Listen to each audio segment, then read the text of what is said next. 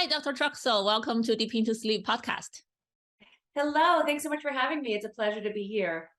I'm so excited to have you. So I have read your book, and it's I noticed it's in your background too, Sharing the Cover. Yeah, it's an awesome book. So you are actually one of the first sleep psychologists I know who really study both sleep and the couple relationship, which is awesome. So I'm so curious, what got you into this topic originally? Great question. Yeah, I began my interest in the coupled nature of sleep while I was in graduate school, now nearly 20 years ago. I was working on my dissertation, and my original research for my PhD was focused on understanding the connections between our closest relationships and physical health outcomes, including heart disease risk. So we know that people who are in marital relationships or marital-like relationships tend to live longer, happier, and healthier lives than those who are unmarried or unpartnered. But it's not just being married that matters, it's being in a high-quality relationship that matters for health outcomes. And so my early work was focused on these links between marital quality and health outcomes like heart disease. But then as I dove deeper, I wanted to understand, well, how is it that marriages get under the skin to impact these, sort of protracted disease processes like heart disease? And so I began by looking at some of the usual suspects like other people were at the time, like, well, maybe if you have a partner and you're in a good relationship, you're more likely to engage in exercise or have a healthy diet or take your medications, all of which is true. But in the literature, there was this one neglected area, which is a critical health behavior. And it happens to be the one health behavior that couples regularly engage in together, and that is sleep. And so I started looking at sleep and wondering, well, why is it that most adults do in fact sleep with a partner, and yet sleep science at the time was still entirely viewing sleep as an individual behavior? And I thought that that was really surprising, and it really sort of led me down the journey where I am today of starting to understand not only how important sleep is for our physical and mental health and our productivity and well-being overall, but also how sleep intersects with our closest relationships, including how relationships affect sleep and how our sleep can affect our closest relationships, and how that dynamic, a vicious or virtuous cycle, in fact, could impact other health outcomes like heart disease risk. That's really how I arrived at my area of research that I've been studying for the past 20 years now. Wow, amazing. Yeah, it's such a, I think, important topic, but kind of neglected in a way, right? I don't know whether we take it for granted or we just not pay attention to it. And at least, yeah. Yeah, sorry. Yeah, no, I mean, it's true. If you just think about how sleep is studied and the history of sleep science as a field, what do? We bring individuals into a laboratory and we isolate them as much as possible, trying to remove all the disturbances or distractions that are in fact a critical part of what the actual real world sleep experience is, including the fact that for many people, it's shared. And, we've seen such tremendous growth in the field of sleep over the past 20 years, including this increasing recognition that sleep is in fact a shared behavior, and it should be viewed in the social context in which it occurs. Right. I grew up in China, and when I look at many Asian couples, especially older Asian couples, I don't know whether it's because a lot of Chinese men snore really bad or why. A lot of older couples in China actually sleep in separate rooms. And for their children, younger children, they actually worried. Does that mean their parents don't love each other anymore? Right? But for those older couples themselves, my parents too, they are very happy sleeping in different rooms, and they still do a lot of activities during the day. But as children, we sometimes wonder, is that a good thing or not? It's so true. And it's so interesting how these, sort of stigma and belief around the meaning of the marital bed, it begins even in children. Sorry, there's a really loud noise happening outside I my don't really window. hear Can it. you hear that? No, you should be No, okay, we're okay. I mean, I'm going to try putting on headphones because my okay. neighbor has a weed whacker going. Yes, yes. I don't want to, so, and we can start that piece over if we can. Mhm. Sorry about that. Let's see if you can hear me with headphones. No, I think you need to change the sound setting to I can hear you. Can you hear oh, me? okay. Now I can hear Yeah. you. Yeah, yeah. Yes. Okay. All right. So should I just roll that back to respond to? Yeah. So it's really interesting that the stigma we have and the belief system about what the marital bed is really begins early, even among our children who might assume that, oh my goodness, if my parents sleep apart, that has to mean something negative about the relationship. Whereas in the parents are simply focused on getting good sleep because they know that that's probably the best thing they can do for their relationship. But this is actually true across cultures and something I dive really deep into in my book, understanding both the history of the meaning of the marital bed and how it's changed over time. And in doing so, my goal is really to help couples start to have a conversation about the importance of sleep in the context of their relationship first. And then second, it's about how do we get there? That is, how do we find the best sleeping strategy that's going to work for us as a couple to maximize our sleep so we can be the best partners we can be? And that might look different from couple to couple. One couple may really cherish and benefit from sleeping together, but that doesn't mean it's going to work for every couple. And another couple, for instance, where one partner snores, if the other partner who's while sleeping with a snorer is not getting good sleep, that's probably not the best thing for their sleep or their relationship. So other strategies, including potentially sleeping apart, sleeping in separate beds or separate bedrooms, might be the best strategy for them. And I really want to give couples permission to know that there isn't a one size fits all that's going to work for everyone, but prioritizing sleep is really critical for the quality of your relationship.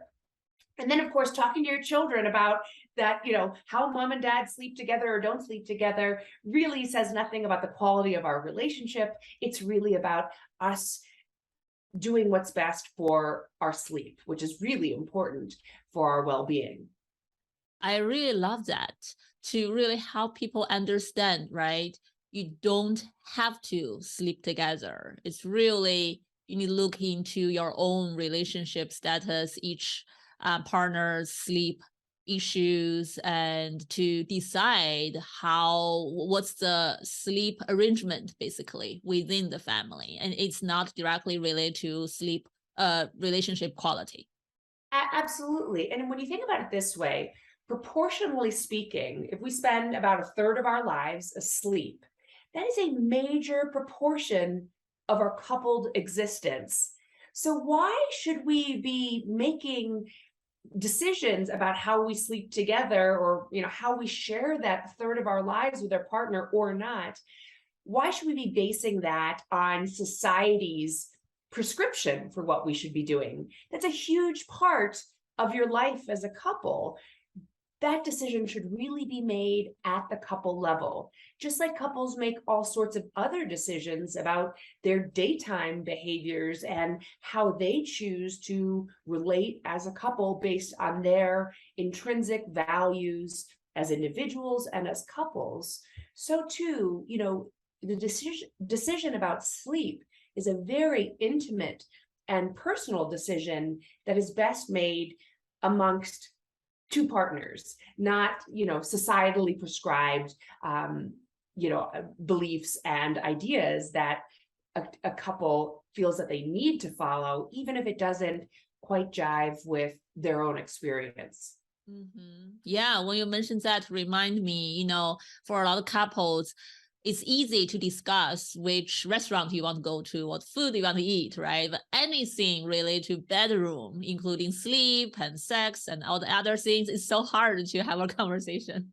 Absolutely. And to be honest with you, we probably have sort of more instruction and more experience in talking about sex in the bedroom than we do about sleep, which I'm here to tell you takes up a lot more time in bed than sex does. And yet, think about it. We're in, premarital therapy, couples counseling, online dating apps. Does the notion of sleep and your sleep preferences, your sleep-wake behaviors, whether you're a morning person or an evening person, where does that ever come up in the context of relationships? It is this critically neglected area that makes such a difference in not only our individual lives and health and well-being, but also in terms of how we behave as a partner. So again, one of my goals is to start elevating this conversation so it's not taboo to talk about, what happens in the bedroom other than sex, that is sleep, and help couples to realize, wow, there's lots of ways to do this and to support ourselves and in our unique relationship. Yeah, definitely. That's such an important analogy and understand that. I also really like what you mentioned in your book, sleep is the new sex. Yes. And you also just mentioned, I think you mentioned in your book too, prioritize sleep. It's so important for our relationship. That's something I never really directly link before. Absolutely. Well, I say sleep is the new sex because in our increasingly sleep-deprived society, getting good sleep is about as elusive as good sex. Everybody's talking about it, wish they had more of it, talking to their friends and neighbors about, and feeling jealous of those who seem to be getting more sleep or better sleep. And, it's also true that, prioritizing sleep is, a great benefit, not only for your sex life, but also for your relationship quality as a whole. Because we know from really good scientific evidence that when an individual is poorly slept, it causes significant impairments in key sort of behaviors and emotions, which are critical for healthy relationship functioning. So for instance, we know that people who are not getting the sleep they need are more irritable. They're also more prone to mental health problems like depression, anxiety, even substance use, which can have a really negative impact on relationships. We also know that under sleep-deprived conditions, people are less able to communicate effectively, and they're more prone to conflict.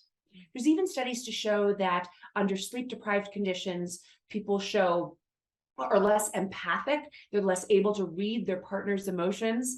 And a just published study showed that under sleep-deprived conditions, people are more selfish and they tend to act in less helpful or altruistic ways. So there's this emerging area of research now showing that sleep is intricately tied with our social brains and how we behave in interpersonal situations, including our closest interactions. Wow. So it sounds like if there's some disagreement or conflicts in the relationship and sleep poorly, how's they gonna make it worse? Exactly. And that's a great point, because the truth of the matter is, and you know this as somebody who studies couples as well and works with couples, all relationships have some level of conflict in them. So a healthy relationship is not defined by the absence of conflict. Rather, a healthy relationship is really defined by how you engage in conflict when it occurs. Now, the problem is under poorly slept conditions, or when you're sleep deprived, that pushes the balance towards people engaging in the more toxic relationship behaviors when they start engaging in conflict. So a sleep deprived person is more likely to respond in a hostile manner, to their partner. They're more likely to attack. They're also more likely on the partner end to withdraw and become defensive. So being sleep deprived can really set a couple up to engage in the types of relationship behaviors that we know are sort of, most toxic in the context of a conflict. Right. Wow. So the way we choose wordings, right? How we Exactly. really, and the attitude we are showing to the partner gonna be so different. Absolutely. There's a very different sort of emotional reaction and meaning when you come at your partner saying, you always, mess this up, or, you never remember to, take care of the kids. Instead of saying, and you're more likely to sort of come in with those always and never and really attacking sort of responses when you're sleep deprived, because you're less able to manage and regulate your own emotions. What does that kind of, you always or never attacking sort of, reaction, what impact does that have on the partner who's getting the receiving end of this? They're more likely to either withdraw and become defensive or attack back.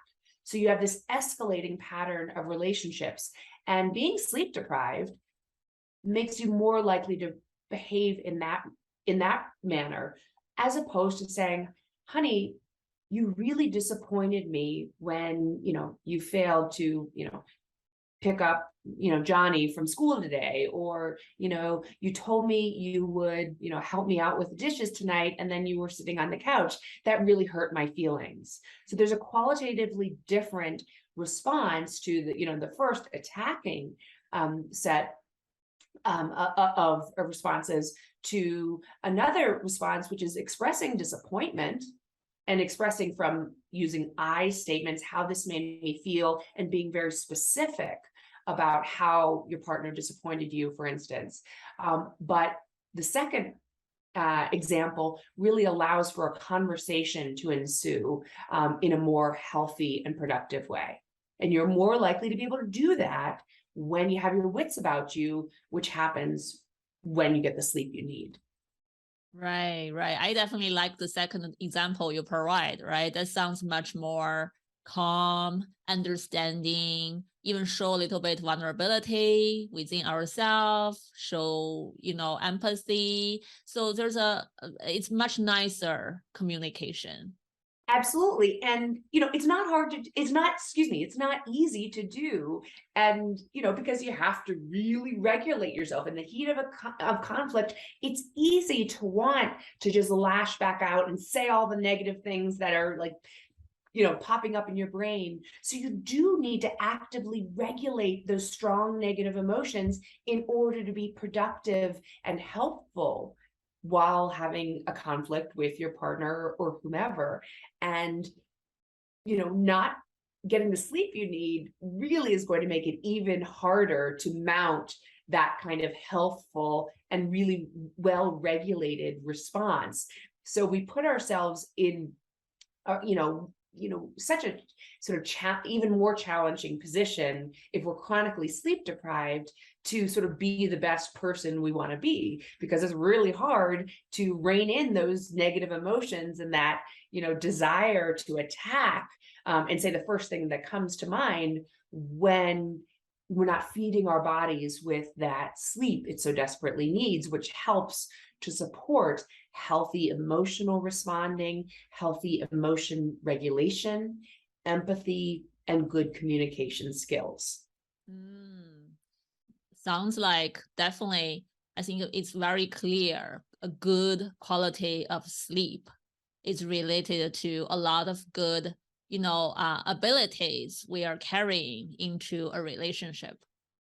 Absolutely. And like I say, there's really exciting research coming out right now that actually shows at the brain level how sleep impacts these parts of the brain, which are considered sort of our social brains, the parts of our brains which motivate sort of helpful or, pro-social responses, things that help to promote bonding and sort of helping behaviors.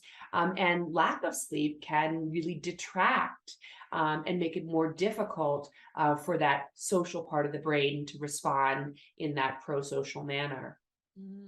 Yeah. So when we talk about sex, sleep, intimacy, attraction, I remember your book also mentioned, right? Not only this emotional attachment we talk about, but also physical attraction and Yes. even sexual function could all be impacted by sleep. That was so cool. Like you sort out a lot of research in this book.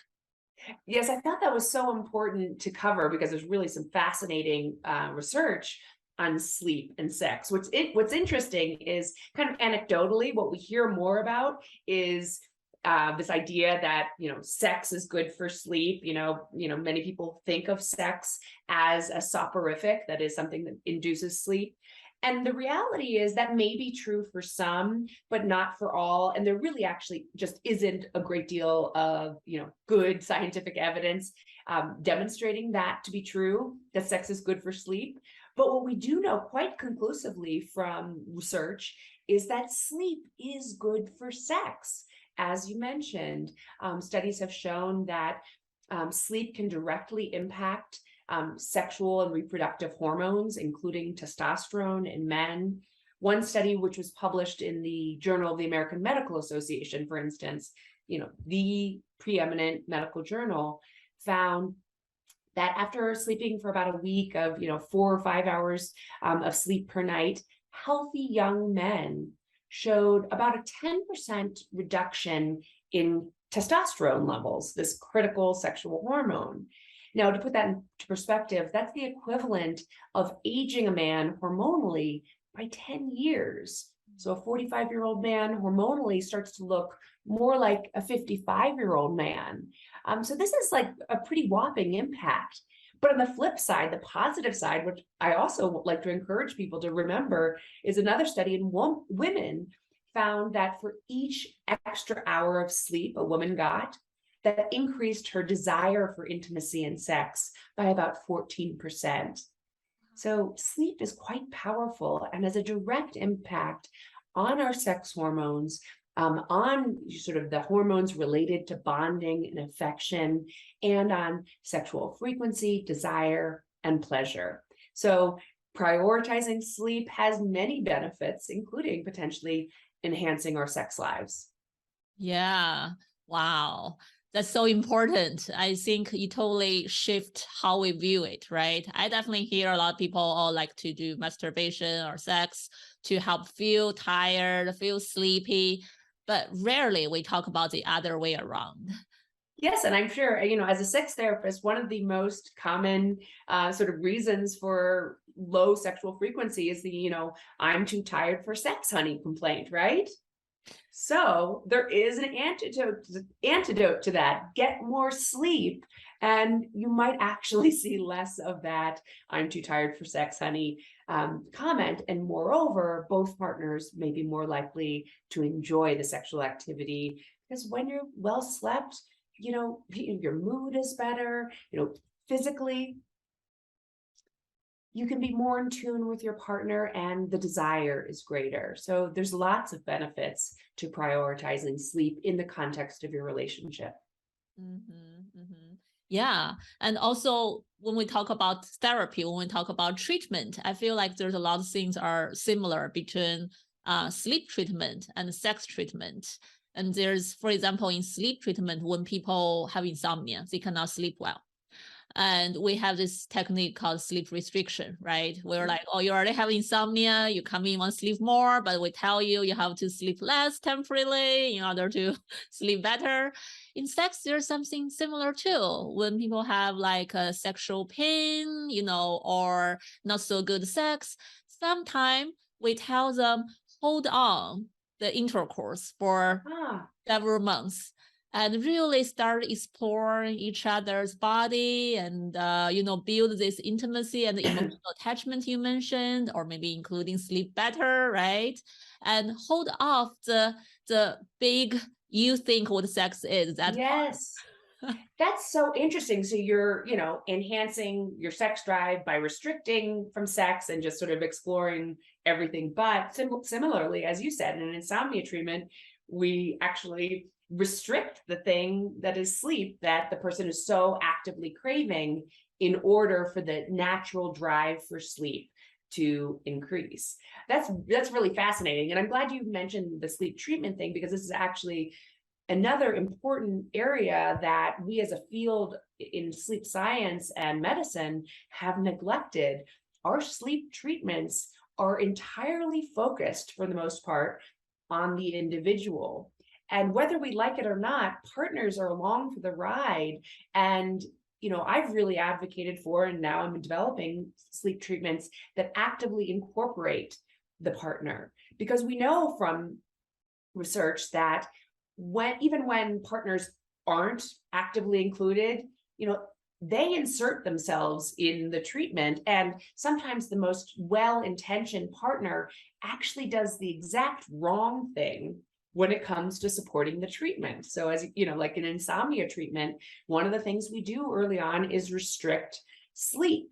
Now, a partner who doesn't know the context of the treatment will, in a very supportive and well-meaning way, often say, "Oh, honey, why are you, working so hard at this? Sleep in. I'll take the kids in the morning. Or why don't you go to bed early? You look really tired." And that, for somebody who doesn't understand the treatment, seems like a really supportive thing to do. Unfortunately, it's exactly counterproductive in the context of effective insomnia treatment. So we really do need to do a better job as sleep clinicians, as well as sex therapists, to incorporate the partner into the context of treatment, because they really can make a big difference. I think you raise a really important and new concept in this field. I definitely encounter a lot of individuals coming in for sleep treatment, right? But part of the sleep struggles somewhat related to their bed partners. And especially you mentioned earlier, if they have different circadian rhythm. One super night owl, one super early morning person, they sleep on the same bed. How are they going to adjust that?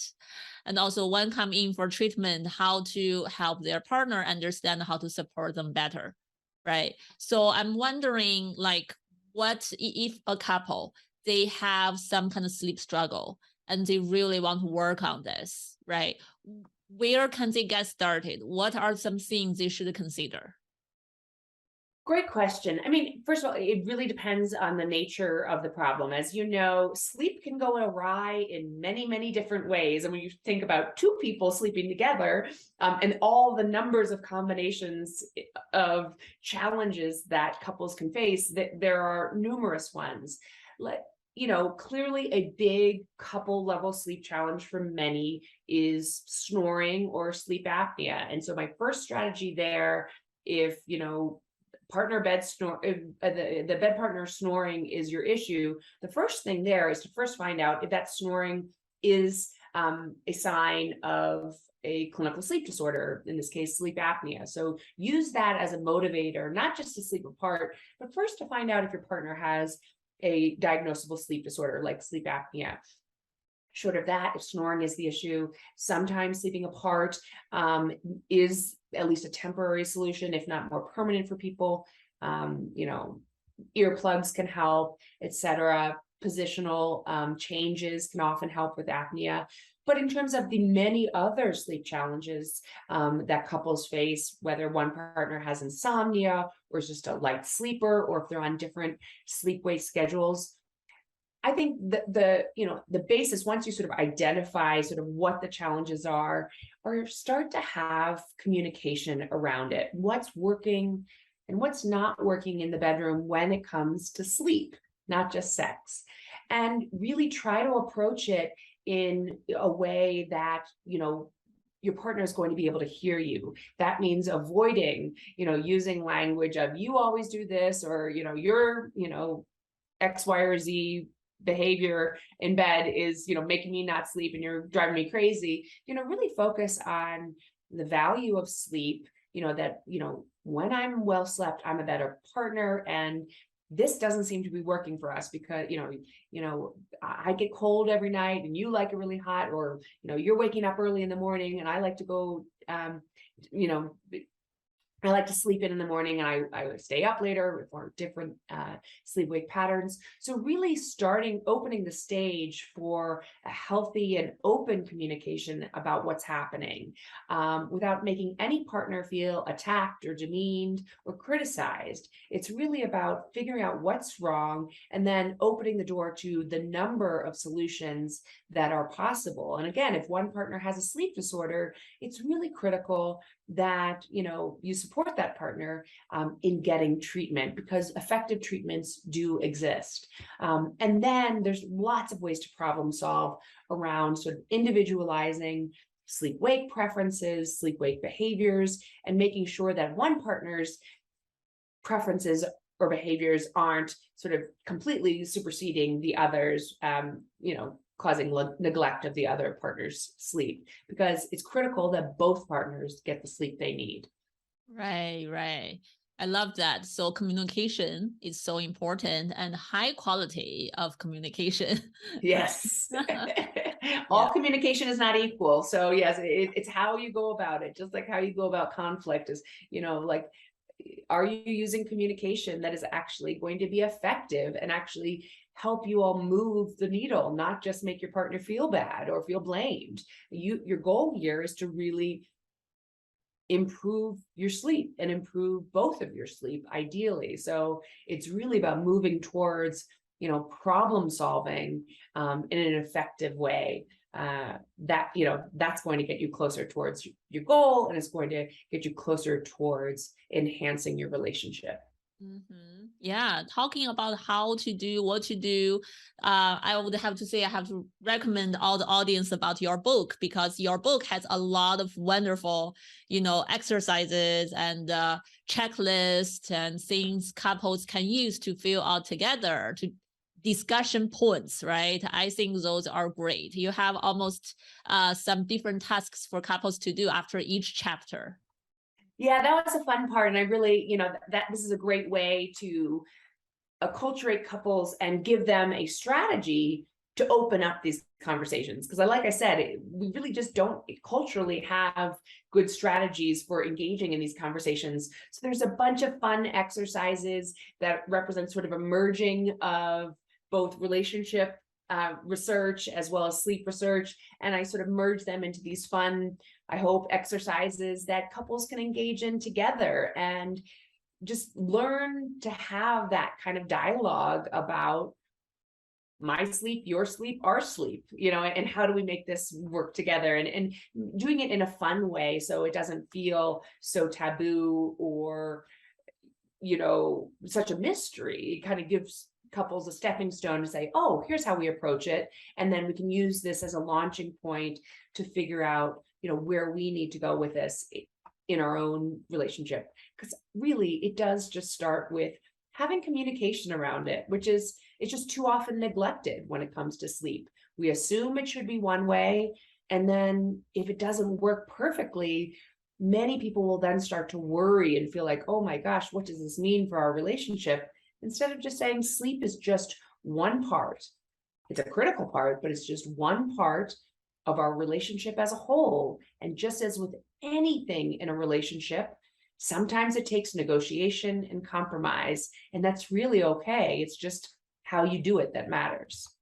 Yeah, I really love this. So whoever are listening, right, if you're interested in learning more about Dr. Trustful's work, buy this book. You can find it on Amazon, right? Sharing the covers and a lot of wonderful exercise in it to help you learn how to carry a conversation with your partner about sleep. If you don't know how to do it, don't worry, right? There's a lot of guidance in this book. I really love the book. I do a lot of highlighting and noting in this book.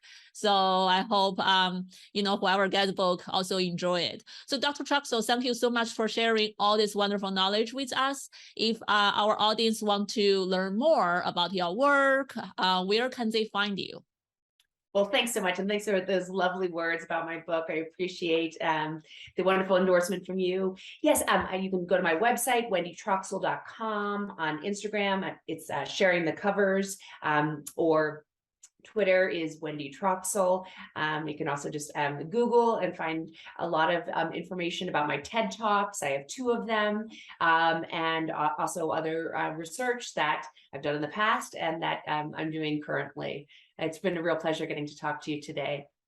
Wonderful. Yes, I went to sleep conference. I saw a lot of your lab's research, very active in this field. All these posters and research talks, so interesting. I cannot wait to learn more and follow up to see what more research you guys come up with later. Oh, well, thanks so much. Yeah, it's a really exciting time to be in sleep research, and it's neat to grow this next generation of wonderful sleep researchers as well. Yeah, thank you so much. Thank you.